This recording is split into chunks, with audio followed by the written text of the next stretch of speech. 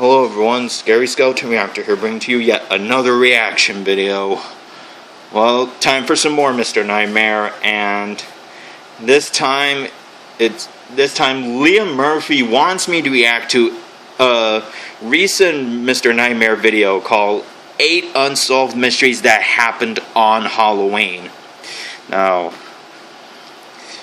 that's gonna be something, but once again, just judging by the first screen that we see here, re-uploading this content to YouTube or any other platform such as TikTok is not allowed and will be removed when found, which will result in the termination of said accounts. If you see this content being uploaded to any other channels or platforms, please inform me by email at mrnightmareinbox@gmail.com. Oh boy, I sense trouble. I sense danger again, so the first video that I did, which happened to feature that warning, I emailed Mr. Nightmare that was a reactor that I've reacted to this on this channel, and I mentioned to him that I also reacted to a lot of his videos from 3 years ago on this channel, and also here recently for this Halloween special. So he has not got back to me yet, but I'm gonna assume that he's already seen it, and I'll email him again just for safety precautions, and also I'll be reacting to another backup just in case if it happens to be taken down. So because I'm not gonna try to fight it, and because if Mr. Nightmare doesn't want those reactions uploaded, then I'm not gonna bother fight it. I'll just I'll try to find something else, which is kind of hard to go by, but you know, since Mr. Nightmare is a big name and a big brand, so I'll just respect his wishes, and if this happens to be taken down, then I'll just post the backup. And so anyways, yeah, so without further ado, let's get started. 3, 2, 1, start. Halloween is the one night of the year where being scared is supposed to be good fun. However, amid all the harmless activities like trick-or-treating, sometimes genuinely frightening and disturbing things can happen. This includes some horrific murders and unexplained disappearances, which are far more terrifying than any haunted houses or corn mazes. These are 8 unsolved mysteries and disappearances that happened on Halloween. Alright, let's see. In 2015, 24-year-old Michael Miller and his friends were hosting a Halloween party in the house that they rented together on Halloween night. Michael says they invited around 40 people and told their friends to bring friends, and the crowd that came was actually around 40 people. At Halloween parties, typically people's costumes don't cover their faces unless part of the costume involves a mask or a face covering. But even when a costume will include a mask, usually at least at some point at a party it would be expected for the wearer to take it off just to let their face breathe for a little bit. That's why Michael and his housemates were suspicious when there was one guy in basically regular clothes, but who was wearing a gruesome-looking Halloween mask referred to as an Elephant Man mask. Whoa! He was sitting in a chair just seemingly doing nothing. That's terrifying. Making some of the guests confused and uncomfortable. Nobody knew who it was, so Michael eventually went up to the guy and asked who it was, to which the man replied Billy in a deep voice. Michael said he didn't know any Billy, and asked him to remove his mask for a second. The man refused, so Michael asked the man to leave, and he did. At this same party, 2 girls fell unconscious, likely to being slipped Rufalin, and that man was suspected to be the culprit. Even more, that same Saturday night, 2 neighboring houses were broken into and robbed. That masked man was never identified, and while it's not 100% certain that he was responsible for slipping something in anybody's drinks or for the nearby break-ins, it would would be a fairly safe assumption. Yeah, if you don't know anyone, not even within your social circle, that is definitely going to be a likely suspect. And since this happened in 2015, almost 6 years ago, it's rather shocking that he is still out there if law enforcement has not caught up to him yet. So who knows? Number 7. Cindy Sung was a 21-year-old South Korean student attending Penn State University. In 2001, she dressed up in a bunny costume and attended a Halloween party at a nightclub near the college. She stayed at the club until around 2 a.m., then left for her friend's apartment where she spent the next few hours hanging out with her friends. She was then dropped off at her apartment at 4 a.m., and this was the last anybody ever saw of her. Uh-oh. After Cindy was reported missing, a search of her apartment yielded no signs of a struggle or foul play. Police knew she had made it inside because her fake eyelashes and the backpack that she'd worn to the party were found inside the apartment, as well as her cell phone. The only things missing were her purse and wallet, suggesting that she possibly went out again. Her credit card showed no activity after her disappearance, and neither the authorities nor her family believed that she vanished willingly. However, after her disappearance, a witness reported seeing a man resembling Cindy in the Chinatown district of Philadelphia.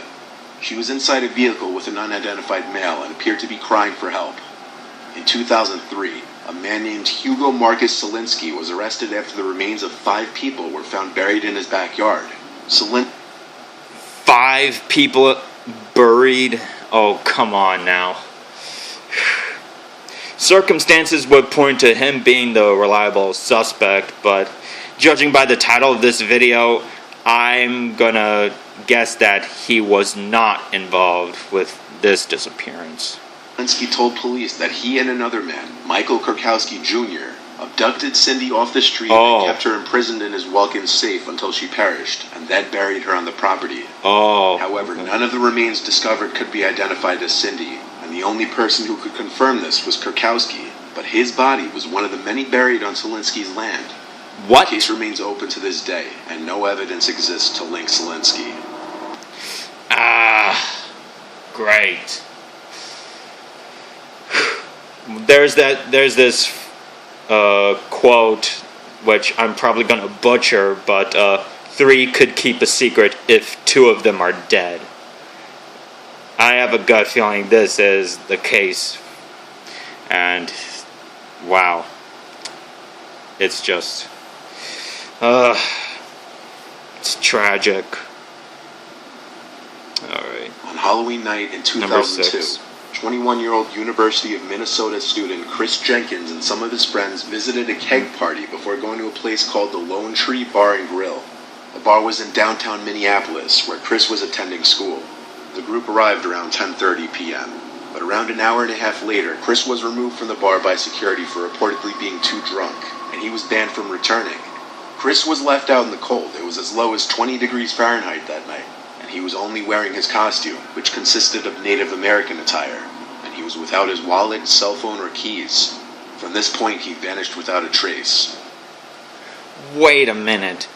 No wallet, no keys, no cell phone? Come on now. Those are the 3 items that you should be carrying with you at all times, even if when you're wearing a costume. The area around the bar he was kicked out from was not considered safe, with a very high crime rate, and it was definitely not an ideal place to be roaming around at night alone and intoxicated. When no word was heard from Chris, his family hired a private investigator who was later told by witnesses that on that same night that Chris went missing, a large group of men attacked a lone person, presumed to be some kind of gang initiation, just across the street from the bar where Chris was last seen. If that wasn't enough concerning news for the family, 2 scent tracking dogs on separate days picked up Chris's trail on the sidewalk where the attack was alleged to have taken place and followed it to the same spot inside the parking garage next door, where a few drops of blood and a single red feather were found, a feather that clearly belonged to the costume Chris was wearing. Strangely, that's where the trail ended.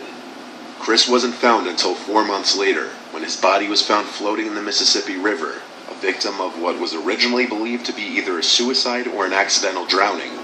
but further investigation caused the medical examiner to change the official cause of death from accidental drowning to homicide. Gotta be This one homicide. was sent to me back in 2015. In 2007, a 12-year-old boy named Bradley was trick-or-treating with a group of friends in Colorado. The boys who were with Bradley early on in the night said that they were just going along with their trick-or-treating when one of the boys picked up on the fact that Bradley was missing. They retraced their steps in an attempt to find him and disturbingly found his cowboy hat sitting by the curb. Bradley was dressed in a homemade cowboy costume that day. A little ways up the road, Bradley's bag of candy was found as well, spilled out onto the street, almost leaving a trail. That was the last of Bradley's possessions that were found by the boys that night. It's unknown how Bradley disappeared without anyone noticing, but the most likely explanation would have to be that Bradley at some point wandered off on his own, leaving him vulnerable to predators on their favorite night of the year. But the only thing that may take away some credibility of that possibility would be the fact that a week later, Bradley's mother found his glasses in the backyard. The strange part was that Bradley's friends all said he was wearing glasses the last time they saw him, indicating he may have went back home in between the period that he went missing. No information was followed up with since. Man, you always need to have adult supervision with you at all times, particularly for 12-year-olds.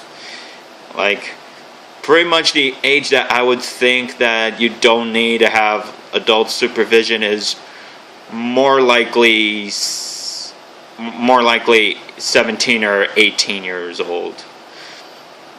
16 maybe, but 17 and 18, no need for adult supervision, but always got to be careful at all times. 12, it's just too early of an age to be in a group with other 12-year-olds and not have adult supervision or chaperones. David Stone was a successful stock market analyst, making good money and a stable career, described by friends and family as a bright, sharp young man. However, a few days before Halloween of 1988, he left his home during a Halloween party when a heated argument with a party guest turned violent. This was strange because anyone close to him would say he's the least violent person they knew.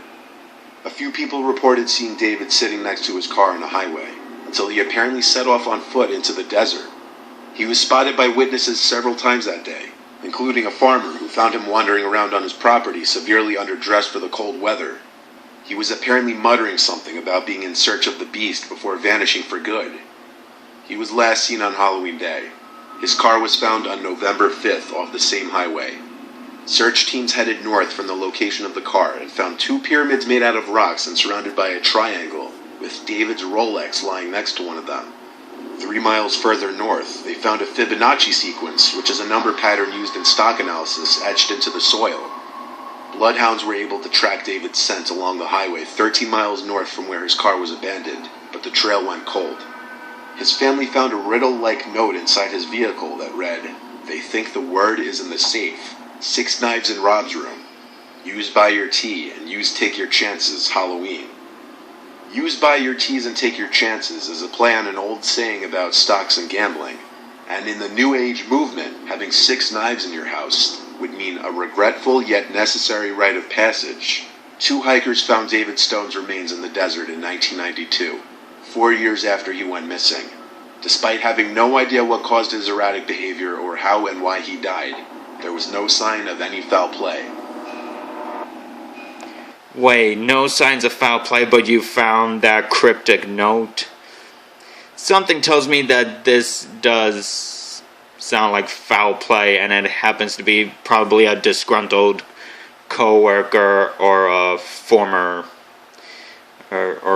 colleague, or even a colleague at the time he happened to be working with.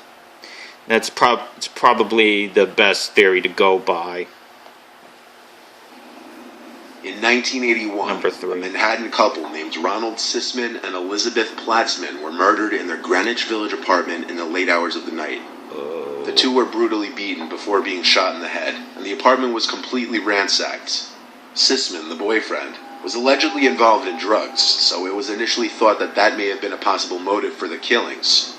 However, the case took a bizarre turn when a prison informant claimed that one of his fellow inmates had somehow predicted the crimes weeks before it actually happened.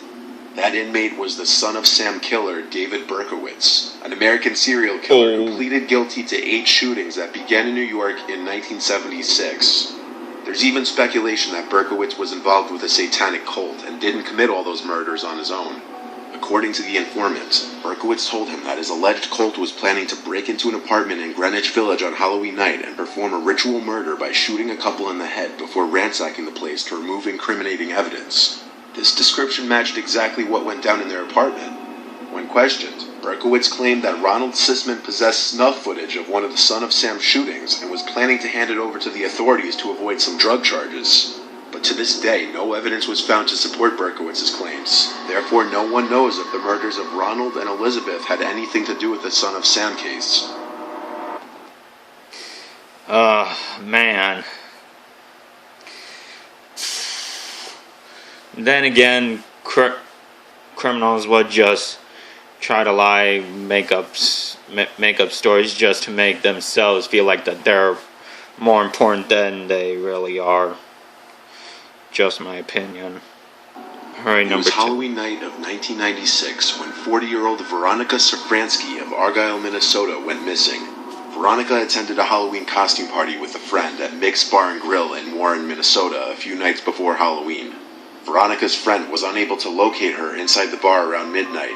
However, witnesses told authorities that Veronica was seen with a man named Kevin Skirvin leaving the bar together. They left the venue in his black pickup truck with Oregon license plates. This was the last moment Veronica was seen. She was reported as a missing person later the next day, and later that year, a belt believed to be part of her costume was found along a country road not far away. An extensive search of the area didn't yield any evidence as to where she could be.